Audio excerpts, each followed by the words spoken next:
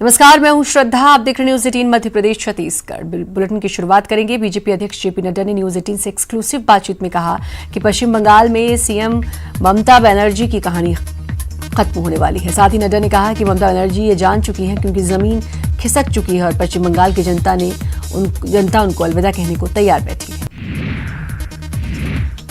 वहीं बीजेपी अध्यक्ष जेपी नड्डा ने महाराष्ट्र में भी बीजेपी की सरकार बनाने का दावा किया है। न्यूज 18 से एक्सक्लूसिव बातचीत में नड्डा बोले कि शिवसेना गलत दिशा में निकल गई है, जिससे कि पूरे महाराष्ट्र का नुकसान है। टीआरपी मुद्दे पर भी बीजेपी अध्यक्ष जेपी नड्डा ने अपनी बेबाक राय रखते हुए कहा कि इस विषय में विश्वसनीयता जरूरी है। सबको अपना पक्ष दिखाने की आजादी है, लेकिन इसके लिए हेल्दी कॉम्पिटिशन भी जरूरी है। उत्तर प्रदेश में राज्यसभा की 10 सीटों को लेकर होने वाले चुनाव को लेकर स्थिति साफ हो चुकी है। विधानसभा में रिटर्निंग अधिकारी की जांच प्रक्रिया पूरी होने के बाद बसपा के प्रत्याशी रामजी गौतम ने नामांकन सही पाया है। वहीं निर्दलीय प्रत्याशी प्रकाश बजाज का पर्चा खारिज हो गया है। बिहार में मंगलवार को पहले फेज में कुल 71 सीटों पर वोटिंग हुई। वोटिंग खत्म होने के बाद करीब 54.26% मतदान हुआ और आंकड़ा 2015 से करीब 1% कम रहा है। मुख्य निर्वाचन आयुक्त ने बिहार के लोगों का धन्यवाद दिया और चुनौती के बीच बेहतर तरीके से मतदान करने की तारीफ की। प्रधानमंत्री नरेंद्र मोदी ने बुधवार को बिहार के दरभंगा, मुजफ्फरपुर और पटना में चुनावी रैलियों को संबोधित किया और राजद के जंगल राज पर जमकर प्रहार किया। बिहार के दरभंगा में बुधवार को प्रधानमंत्री मोदी की रैली के 2 घंटे बाद कांग्रेस नेता राहुल गांधी ने पश्चिमी चंपारण में सभा की और केंद्र सरकार पर जमकर निशाना साधा। केंद्रीय मंत्री स्मृति ईरानी कोरोना पॉजिटिव पाई गई। उन्हें ट्वीट कर उन्होंने इस बात की जानकारी दी। स्मृति ने अपने संपर्क में आए लोगों से जल्द कोरोना टेस्ट करवाने का आग्रह किया। पाकिस्तान के पूर्व विदेश मंत्री आसिफ ने एक बड़ा बयान दिया है। आसिफ ने कहा कि भारत के खौफ से अभिनंदन की रिहाई की गई। देश में अब तक कोरोना संक्रमण का आंकड़ा 80 लाख के पार चला गया। देश में कोरोना से अब तक 1,20,000 मौतें हो चुकी हैं। ड्रग्स केस में एनसीबी ने दीपिका पादुकोण की मैनेजर करिश्मा प्रकाश को बुधवार को पूछताछ के लिए बुलाया, लेकिन वो नहीं पहुंची। एनसीबी ने करिश्मा के घर मंगलवार को छापा मारकर हशीश बरामद किया। इसरो इस साल का अपना पहला सैटेलाइट नवंबर में लॉन्च करेगा। ये सैटेलाइट श्रीहरिकोटा के सतीश धवन स्पेस सेंटर में 7 नवंबर को दोपहर 3:02 पर लॉन्च किया जाएगा। ये सैटेलाइट बादलों के बीच भी पृथ्वी पर नजर रख सकता है। आईपीएल के 13वें सीजन की 48वें मैच में मुंबई इंडियंस ने बाजी मारी है। बुधवार रात अबुधाबी में मुंबई इंडियंस ने रॉयल चैलेंजर्स बेंगलुरु को 5 विकेट से मात देकर प्लेऑफ के लिए क्वालिफाइड कर लिया। आदिवासियों के लिए जल जंगल जमीन की लड़ाई करने वाले गोंडवाना गणतंत्र पार्टी के सुप्रीमो हीरा सिंह मरकाम नहीं रहे। बुधवार की शाम बिलासपुर स्थित एक निजी अस्पताल में उन्होंने अंतिम सांस ली। वो लंबे समय से बीमार चल रहे थे। सीएम भूपेश बघेल ने भी उनके निधन पर दुख जताया। बिलासपुर में बदमाश बेखौफ हैं। आपको बता दें, तखतपुर के एसबीआई बैंक से पैसे निकालकर लौट रहे बुजुर्ग अब्बास हिरानी से मारपीट कर 3 नकाबपोश बदमाशों ने 60,000 रुपए लूट लिए और फरार हो गए। घटना जेएमटी कॉलेज के पास हुई। राजधानी रायपुर के पंडरी थाने में कस्टडी में खुदकुशी के बाद अश्विनी के परिजनों ने थाने का घेराव कर लिया, जिसके बाद एसएसपी ने कार्रवाई करते हुए एसआई और 3 आरक्षक को लाइन अटैच कर दिया और कहा कि मामले की न्यायिक जांच होगी। बिलासपुर में युवती से गैंगरेप का मामला सामने आया है। बताया जा रहा है कि शाम को शौच के लिए खेत की तरफ गई युवती से गांव के ही युवकों ने बंधक बनाकर गैंगरेप की वारदात को अंजाम दिया। गांव के युवक मुकेश, रजक, राजकुमार, संजय धुरी पर गैंगरेप का आरोप है। प्रदेश के झूलाछाप डॉक्टर्स के इलाज करने पर रोक और उनके खिलाफ कार्रवाई को लेकर दायर की गई याचिका पर बिलासपुर हाईकोर्ट में सुनवाई हुई। सुनवाई के बाद हाईकोर्ट ने राष्ट्रीय चिकित्सा आयोग, राज्य Ayurveda board, Chhattisgarh medical council को नोटिस जारी किया और जवाब मांगा। कवर्धा में कोरोना की रफ्तार थमने का नाम नहीं ले रही। जिस जिले में फिर से 47 कोरोना नए मरीज मिले हैं, जिससे कोरोना का आंकड़ा 3700 के पार पहुंच गया। कवर्धा में किसानों ने कलेक्टर कार्यालय का घेराव किया। आपको बता दें, किसान धान खरीदी केंद्र के दामापुर से निंगापुर शिफ्ट करने का विरोध कर रहे हैं। किसानों की मांगों का जेसीसीजे ने भी समर्थन किया।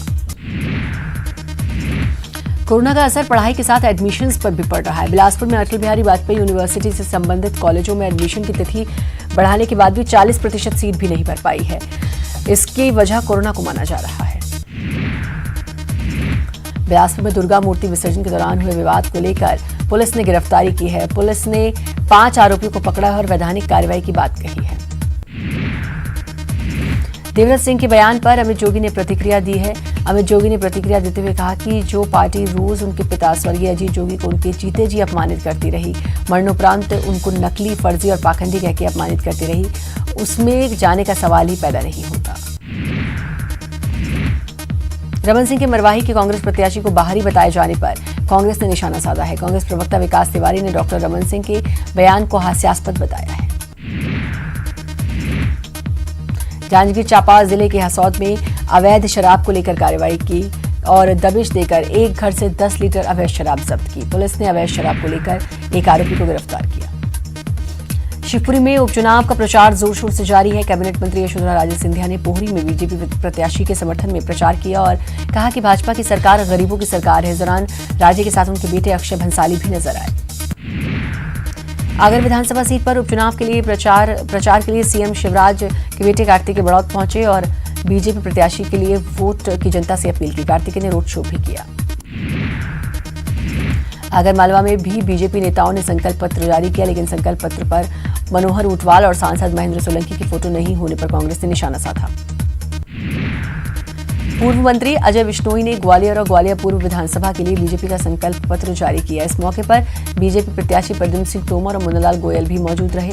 संकल्प पत्र बीजेपी ऑफिस में जारी किया गया। रायसेन के सांची विधानसभा से बीजेपी प्रत्याशी प्रभुराम चौधरी अनोखे अंदाज में प्रचार करते नजर आए। चुनाव प्रचार के दौरान गांव में उन्होंने लाठी घुमाई। वहीं सोशल मीडिया पर वीडियो जारी करते हुए लिखा, ये फूल मुझे कोई विरासत में नहीं मिले हैं, तुमने मेरा कांटों से भरा बिस्तर नहीं देखा। दतिया के पंडोखर थाना इलाके में कांग्रेस के स्थानीय नेताओं पर मारपीट का मामला दर्ज होने के बाद सियासी पारा बढ़ गया है। इस मामले में बांडेर से कांग्रेस प्रत्याशी फूल सिंह बरैया एसपी दफ्तर पहुंचकर सरकार के खिलाफ नारेबाजी की। जबलपुर के खमरिया ऑर्डिनेंस फैक्ट्री से सप्लाई हुई 76 mm बमों में आई खराबी के मामले में रक्षा मंत्रालय ने अपनी जांच पूरी कर ली है। वहीं जांच पूरी होने के बाद फैक्ट्री के निलंबित 3 अधिकारियों को वापस बहाल भी कर दिया गया है। बीजेपी के पूर्व विधायक हुकुमचंद यादव के बेटे ने खंडवा में मतदाता से कांग्रेस प्रत्याशी को मंच से खुलेआम धमकी देते हुए कहा कि ज्यादा बयानबाजी बीजेपी के खिलाफ की तो सबको उठाकर खंडवा ले आऊंगा। शिवपुरी के पोहरी में नरेंद्र सिंह तोमर ने चुनावी सभा में कांग्रेस पर हमला बोलते हुए कहा कि कांग्रेस का दिमाग इन दिनों खाली दिमाग शैतान का घर बन चुका है। वहीं कमलनाथ को कपटनाथ भी बताया। उज्जैन के पंडियाखेड़ी में तेज रफ्तार डंपर ने एक ही परिवार के 4 लोगों को कुचल दिया। हादसे में 3 बच्चों की मौके पर मौत हो गई, जबकि महिला की मौत अस्पताल पहुंचने के दौरान हुई। बाइक चल रहे परिवार के मुखिया की हालत भी गंभीर बनी हुई है। जबलपुर के वेटरनरी कॉलेज में दिखे तेंदुए की लगभग 24 घंटे तक तलाश के बाद भी उसका पता नहीं चल पाया, जिसके बाद वन विभाग का मानना है कि तेंदुआ वापस जंगल की ओर चला गया। हालांकि स्थानीय लोगों में तेंदुए को लेकर दहशत है। दतिया की पीताम्बरा पीठ पहुंची पूर्व सीएम उमा भारती ने एक बार फिर दावा किया कि वो उपचुनावों में सभी 28 सीटें जीत रहे हैं। कांग्रेस के 15 महीने के शासनकाल को जनता ने देखा है, लिहाजा वो हर हाल में कांग्रेस को हराने के लिए वोट देंगी।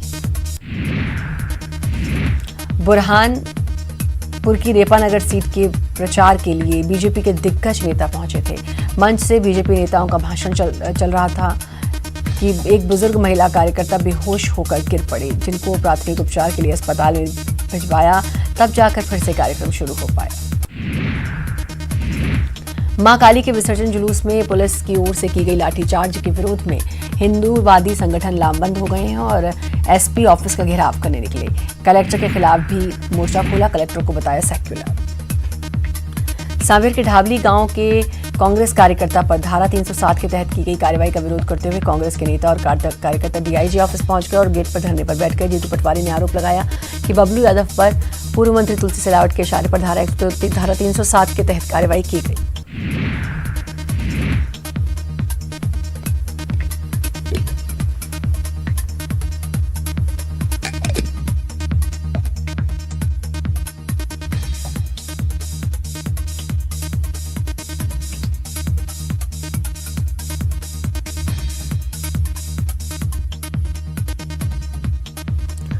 इस दौरान जब मौके पर कांग्रेस नेताओं को समझाने और धरना खत्म करवाने के लिए मौके पर एसपी राजेश रघुवंशी पहुंचे तो कांग्रेस नेताओं ने के साथ उनकी तीखी बहस हुई।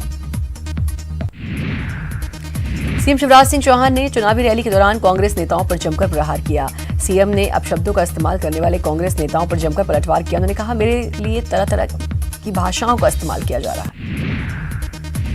खरगोन पहुंचे बीजेपी के राष्ट्रीय महासचिव कैलाश विजयवर्गीय ने कहा कि लोकतंत्र की हत्या हमने नहीं बल्कि कांग्रेस ने खुद की है, क्योंकि उसने अपने वादों को पूरा नहीं किया जो उसने जनता के साथ किया था। सागर के सुर्खी में मंत्री भूपेंद्र सिंह ने बीजेपी का संकल्प पत्र जारी किया। साथ ही मंत्री भूपेंद्र सिंह ने कहा कि जब भी कांग्रेस को अपनी पराजय नजर आने लगती है तो वो सरकारी अफसरों पर इस बात का ठीकरा फोड़ देते हैं कि वो सत्ता के इशारे पर काम कर रहा है। देवी अहिल्या विश्वविद्यालय में कॉमन एडमिशन प्रोसेस की दूसरी काउंसलिंग में खाली सीटों के लिए आवेदन लगाने की प्रक्रिया खत्म हो गई है। सीटों की तुलना में करीब 4 गुना ज्यादा रजिस्ट्रेशन हुए। विद्यार्थियों की रुचि MBA marketing, foreign trade, BCom honours और कंप्यूटर मैनेजमेंट जैसे कोर्स में नजर आई है। राजस्थान के पूर्व उप मुख्यमंत्री सचिन पायलट ने ग्वालियर में बीजेपी सरकार पर जमकर निशाना साधा। उन्होंने कहा कि बीजेपी ने पिछले दरवाजे से एमपी में सरकार बना ली है। जनता सब जानती है। वहीं सिंधिया की कांग्रेस छोड़कर बीजेपी में शामिल होने पर पायलट ने कहा कि हर व्यक्ति का अपना फैसला होता है, वो फैसला लेने के लिए स्वतंत्र है।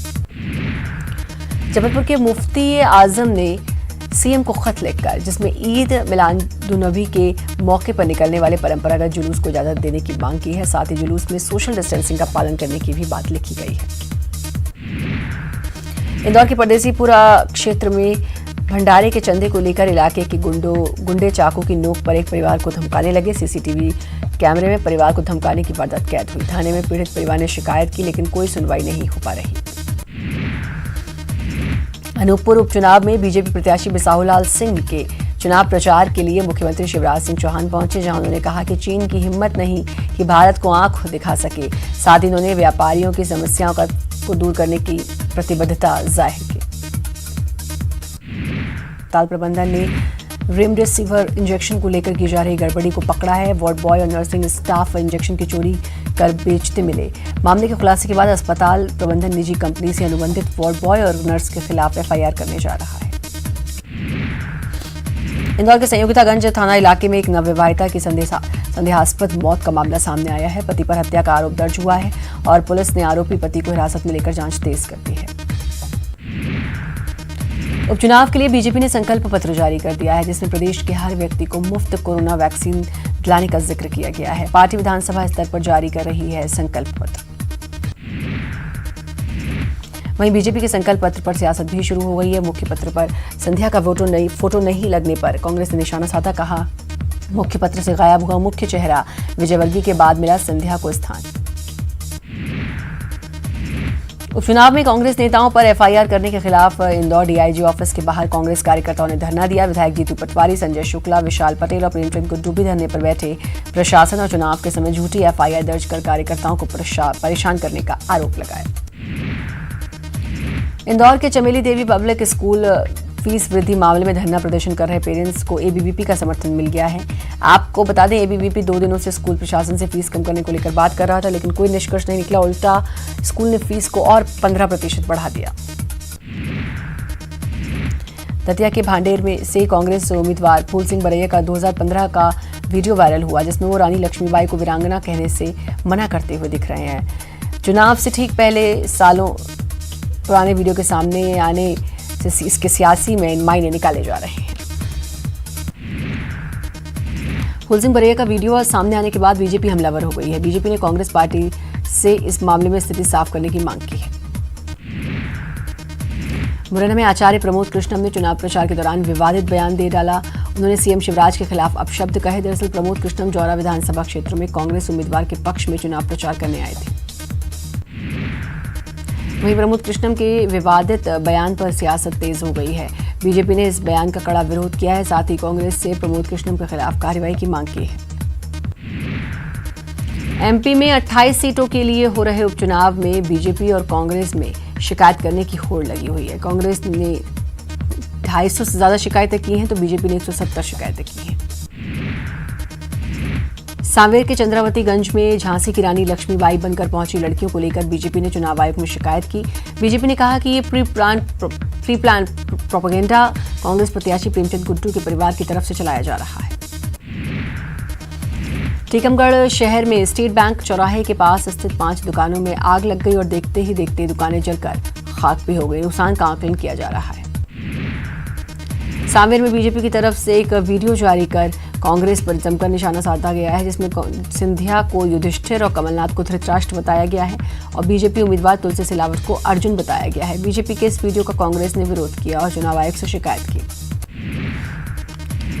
मुरैना के अंबाह से सपा के टिकट पर चुनाव लड़ रहे बंशीलाल जाटव फिर बीजेपी में शामिल हो गए। देर रात केंद्रीय मंत्री नरेंद्र सिंह तोमर ने पार्टी की सदस्यता दिलाई। टिकट नहीं मिलने से बागी हो गए थे बंशीलाल जाटव। धार में पार्टी विरोधी काम करने के आरोप में पीसीसी ने 2 कांग्रेसी नेताओं को 6 साल के लिए निष्कासित कर दिया। चंदन सिंह और समंदर सिंह को बाहर का रास्ता दिखाया गया। दोनों बदनावर उपचुनाव में कर रहे थे पार्टी विरोधी काम। प्रदेश बीजेपी अध्यक्ष वीडी शर्मा ने न्यूज 18 से बातचीत में कहा कि आज जारी होने वाले संकल्प पत्र में स्थानीय विकास के मुद्दों को जगह दी गई है। वहीं सिंधिया की फोटो नहीं होने को लेकर कांग्रेस के निशाने पर कहा कि उनके पास कोई काम नहीं है। कांग्रेस ने ईवीएम की कमीशनिंग प्रक्रिया में गड़बड़ी की आशंका जताते हुए केंद्रीय चुनाव आयोग से शिकायत की है। सांवेर कांग्रेस प्रत्याशी प्रेमचंद गुड्डू ने आरोप लगाया कि उपचुनाव की प्रक्रिया में नियमों को तोड़ा जा रहा है। जिला प्रशासन के अधिकारियों की शह पर गड़बड़ी को अंजाम देने की कोशिश की जा रही है। प्रदेश की सबसे बड़ी प्याज मंडी नीमच में प्याज के भाव 60 से 65 प्रति किलो बने हुए हैं। थोक में प्याज 60 रुपए किलो बिक रहा है। व्यापारियों की माने तो दूसरे राज्यों में प्याज की मांग को देखते हुए मंडी में प्याज के दाम और बढ़ सकते हैं। इंदौर में स्वच्छता का नेक्स्ट लेवल प्लास्टिक से मुक्ति है। प्लास्टिक इकट्ठा करने के लिए निगम ने प्लास्टिक प्रीमियर लीग यानी कि पीपीएल चलाया जा रहा है। हफ्ते भर में ही करीब 2 टन से ज्यादा प्लास्टिक जमा हो गए। इंदौर में सर्दी का सफर शुरू हो गया है। न्यूनतम तापमान में लगातार कमी दर्ज की जा रही है और रात का तापमान घटकर 16 डिग्री सेल्सियस पहुंच गया है। अक्टूबर खत्म होने तक पारा 15 डिग्री तक जा सकता है। दिन का तापमान भी अब सामान्य स्तर पर आ गया है। मार्च के बाद पहली बार इंदौर में लगातार 3 दिन सोमवार, मंगलवार और बुधवार को कोरोना से एक भी मौत नहीं हुई। पिछले 24 घंटे में 148 नए पॉजिटिव मरीज सामने आए हैं।